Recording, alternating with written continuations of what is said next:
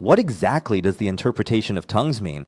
If you speak in tongues and you hear the tongues, and then you come to understand, oh, this prayer is about this, does that count as interpretation? Or is interpretation more like translating a foreign language where the subject, object, verb, and particles all come out and it's translated as a full sentence? And another thing I'm curious about is when you pray out loud, people say that when you pray in tongues, the devil can't understand it. But when you pray in Korean, he can understand it. So does that mean the devil can also understand prayers in Korean that you pray silently in your heart? What about the interpretation of tongues? Speaking in tongues is about telling secrets to God, right? Of course, the tongues spoken on the day of Pentecost in Acts were foreign languages, called other tongues, where people from different countries heard the message in their own language that was interpreted. After that, there was prayer tongues. There's something called prayer tongues. Most of the tongues spoken in Korean churches or in churches today are the kind used during prayer. Prayer tongues, because these tongues are about speaking mysteries to God.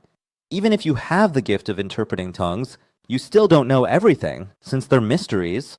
So even though it seems like you could know everything in this area that God keeps as a mystery, you really don't know it all. Of course, whether someone has the gift of prophecy or the gift of interpreting tongues, they only know as much as God allows them to know. So sometimes, just like you asked, someone next to you might be speaking in tongues, but it sounds like Korean to you. There are times when a full Korean sentence just pops into your mind. This is what happens.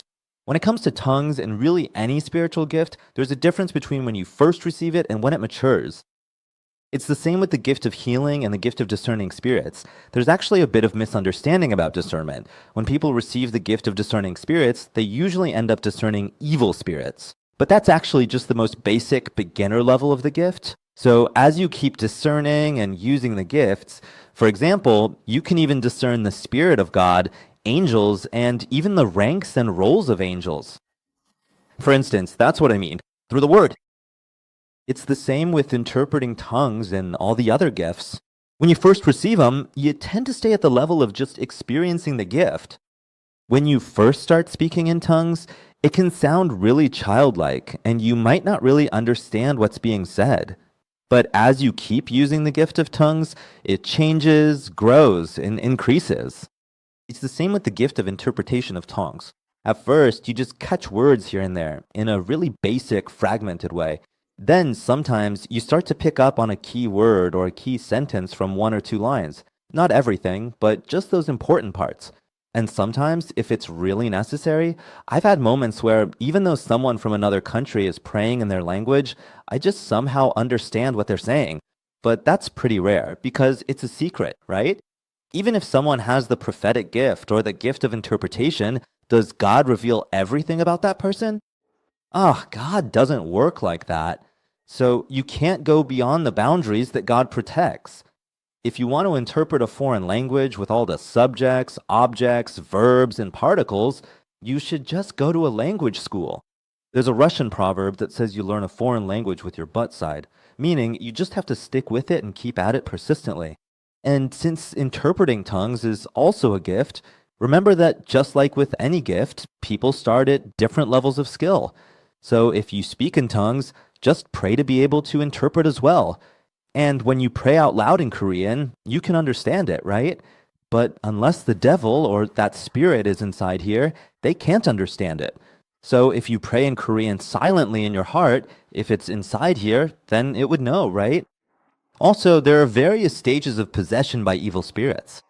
For those who have accepted Jesus and become God's people, anything that was inside them before they believed in Jesus can be cast out through deliverance. But they can't come back in. When you have the Spirit of God and the Word, what happens is, if you look at the book of Acts, for example, when Deacon Philip went to the city of Samaria and preached the gospel, it says that the evil spirits that had attached themselves to each person left them. That's what you would call the second stage. They're attached from the outside like that. They can't come in, but they're still attached. But sometimes there's a certain area where there's a slight overlap with Satan, like a shared space.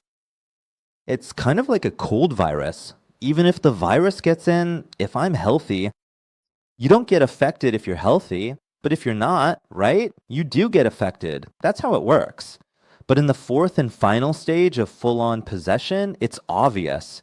You're talking to demons, having self-talk with them, that kind of thing. Possession at that level is so visible that you need a really powerful exorcism. So don't make the devil out to be some kind of all-powerful being, even beyond God. They don't really know.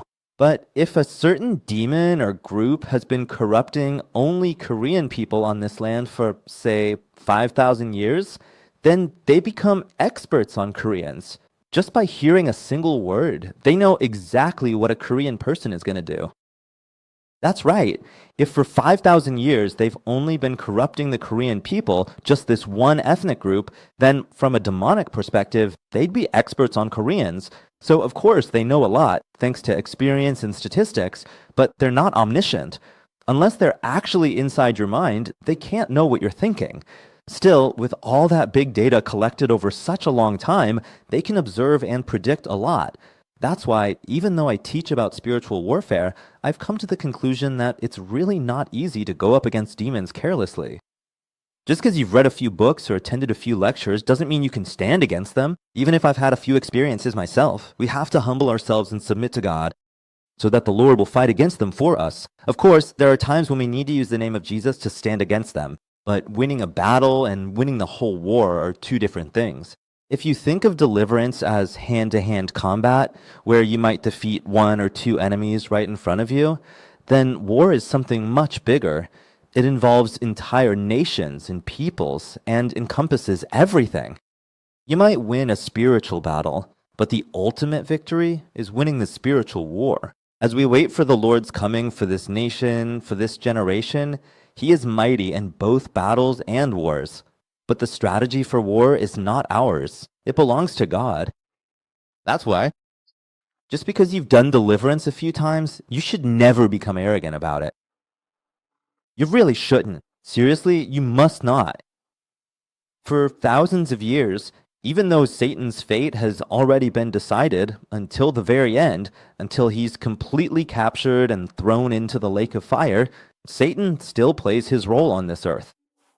It's not just about demons. When it comes to standing against rulers, authorities, powers of this dark world, and spiritual forces of evil in the heavenly realms, a believer has to grow to the level of a soldier who can handle that kind of warfare. And it's not about being a lone wolf or a solo Rambo. It's about being part of a unit. Muvisiyena. So if God has planted a particularly militant church in a certain area, that's part of his strategy. That local church has a battalion-level mission to wage spiritual warfare there and turn that region back to God. So having a personal experience is different from being called as a community or a church. Remember that it all needs to be integrated within God's greater domain. I hope you don't end up making the devil out to be some kind of all-powerful being.